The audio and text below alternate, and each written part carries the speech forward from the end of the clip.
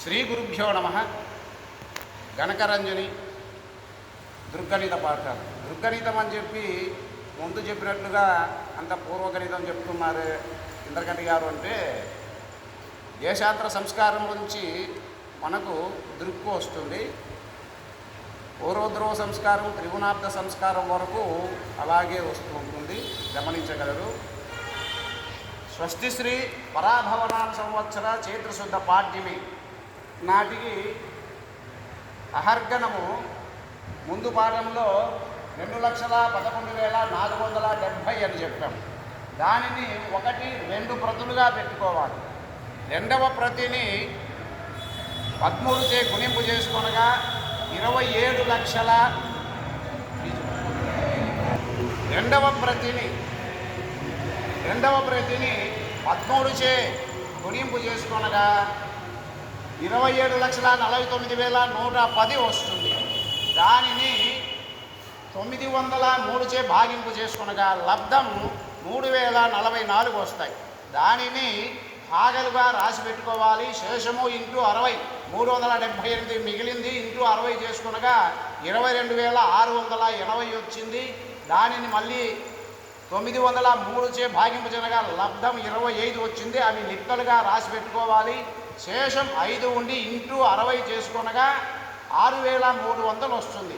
మళ్ళీ 903చే భాగింపు చేసుకొనగా 6 లబ్ధం వస్తుంది. అవి విలప్తులుగా రాసుకోవాలి. శేషంతో పని లేదు కాబట్టి శేషాన్ని రాయలేదు. ఇక తర్వాత మొదటి ప్రతిలో ఈ 3,044 భాగాలను, 25 లిక్కలను, 6 నిలిక్కలను రుణం అనగా మైనస్ తీసివేయాలి. తీసివేయగా లిక్కల్లో 54, విలిక్కల్లో 34, భాగంలో 2,08,425 ఉంది.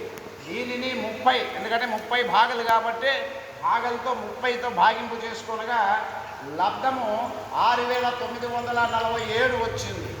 శేషము 15 మిగులుతుంది. ఇవి భాగాలు అవుతాయి. ఈ లబ్ధము డివైడెడ్ బై 12, ఎందుకంటే రాసులు 12 కాబట్టి రాసులు రావాలి కాబట్టి ఇక్కడ 12తో చేసుకొనగా 578 అనేటువంటి లబ్ధం వచ్చింది. అవి భగనాలుగా రాసి పెట్టుకోవాలి. శేషము 11 రాసులు అవుతాయి. అనగా స్వస్తిశ్రీ పరాభవనామ సంవత్సర చైత్రశుద్ధ పాడ్యమి నాటికి మధ్య రవి 11 రాసుల 15 భాగాల 34 లిక్కల 54 విలిప్తలైంది. దానికి పూర్వధ్రువ సంస్కారం 11 రాసుల 16 భాగాల 52 లిప్తల 3 విలిప్తలు ప్లస్ చేసుకొనగా అంటే ధనము దాన్ని కూడుకోవాలి.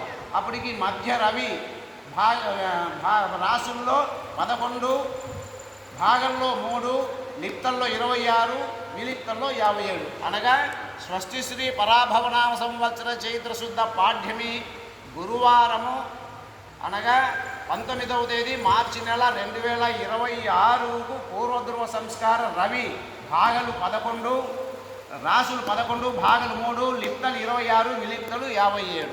స్వస్తి శ్రీ ఇంద్రగంటి ప్రసాద్ శర్మ సిద్ధాంతి. నమస్కారాలు. వచ్చే పాఠంలో చంద్ర మధ్యగ్రహ సాధన ఏ విధంగా చేయాలో తెలుసుకుంటాం. నమస్కారం.